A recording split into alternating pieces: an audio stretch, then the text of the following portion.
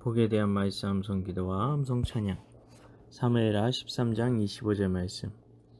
왕이 압살롬에게 이르되 아니라 내 아들아 이제 우리가 다 갈 것 없다.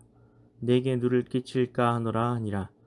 압살롬이 그에게 간청하였으나 그가 가지 아니하고 그에게 복을 비는지라. 왕이 압살롬에게 이르되 아니라 내 아들아 이제 우리가 다 갈 것 없다. 내게 누를 끼칠까 하노라 하니라. 압살롬이 그에게 간청하였으나 그가 가지 아니하고 그에게 복을 비는지라. 그가 가지 아니하고 그에게 복을 비는지라. 말씀 기도입니다. 하나님 아버지, 다윗의 아들 압살롬이 아버지에게 왕자들과 함께 자신에게 와주기를 간청하고 있습니다. 그러나 아버지는 압살롬에게 가지 않고 그에게 복만 빌어주고 있습니다. 여기서 복을 빌어준다는 의미는 무엇이고 다윗과 압살롬 사이에 느껴지는 거리감의 원인은 무엇 때문이었을까요?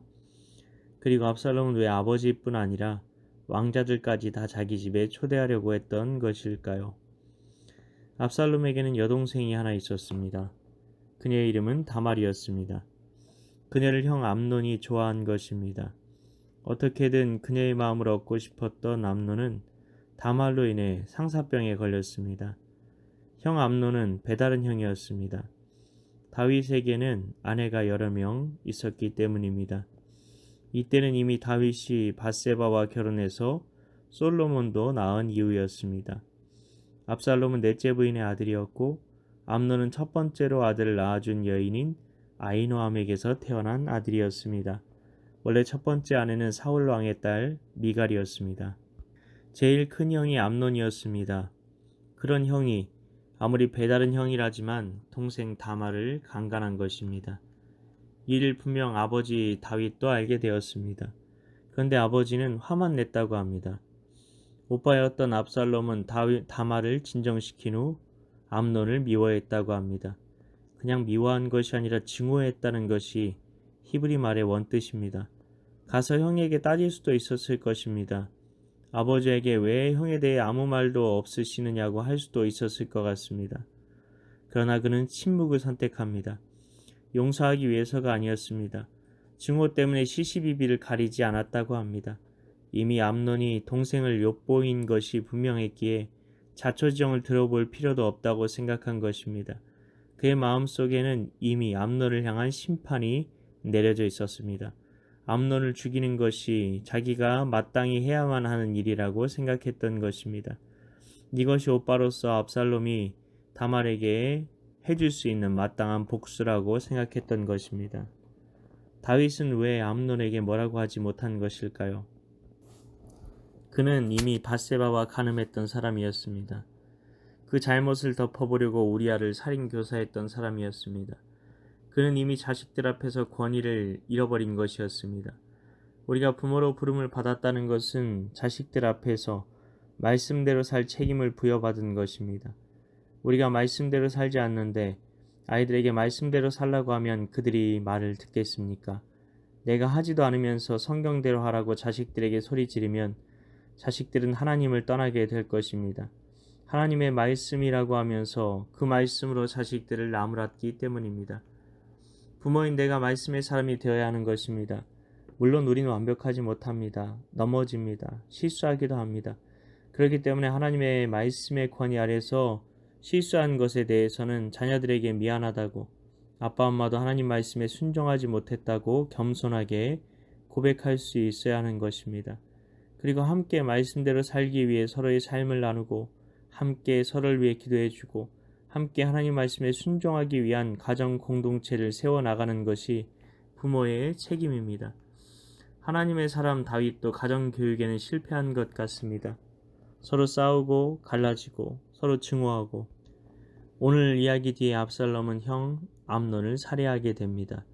이런 끔찍한 범죄가 다윗의 가정 안에서 벌어진 것입니다. 이런 칼부림이 어떻게 믿음의 가정 안에서 일어날 수 있나 싶지만 최초의 가정이었던 아담과 하와의 가정에서도 그런 일이 일어났던 것을 우리는 기억합니다. 압살롬은 양털을 깎고 나서 잔치를 베풀려고 했습니다. 그 잔치에 아버지와 왕자들을 초대하려고 했던 것입니다. 그런데 다윗은 무슨 일에서인지 그 초청을 거부하려고 했습니다. 그는 영적으로 무언가 감지했던 것 같습니다. 그러나 자기까지 오라고 했었는데 무슨 일이야 있겠나 싶었을 것이고 자신은 빠지고 왕자들만 보내기로 합니다.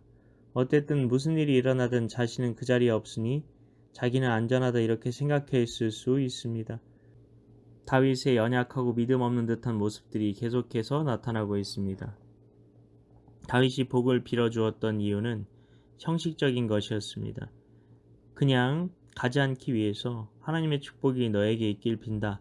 이 정도의 형식적인 인사였던 것입니다.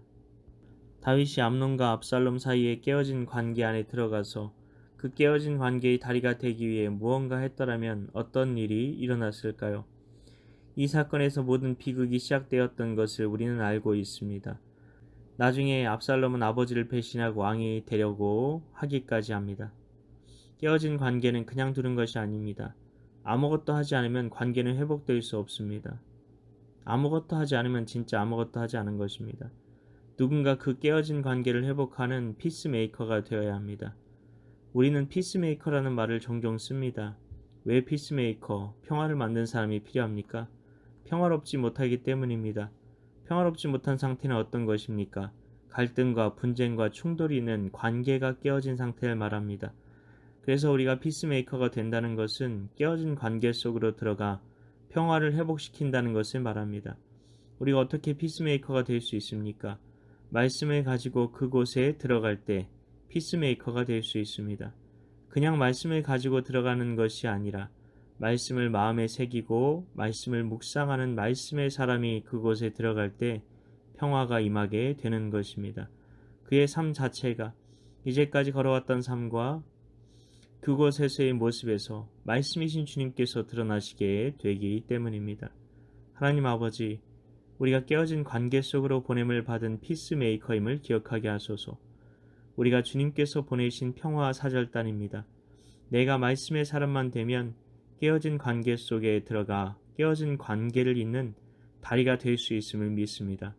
이 시간 이를 위해 오늘도 말씀 암송 기도와 암송 찬양 가운데 나아가오니 피스메이커로서의 삶을 살아가기 위해 준비하고 작은 것부터라도 피스메이커로서의 사명을 감당하는 오늘 하루가 되게 하옵소서. 믿고 감사드리오며 예수님 이름으로 기도하옵나이다. 아멘.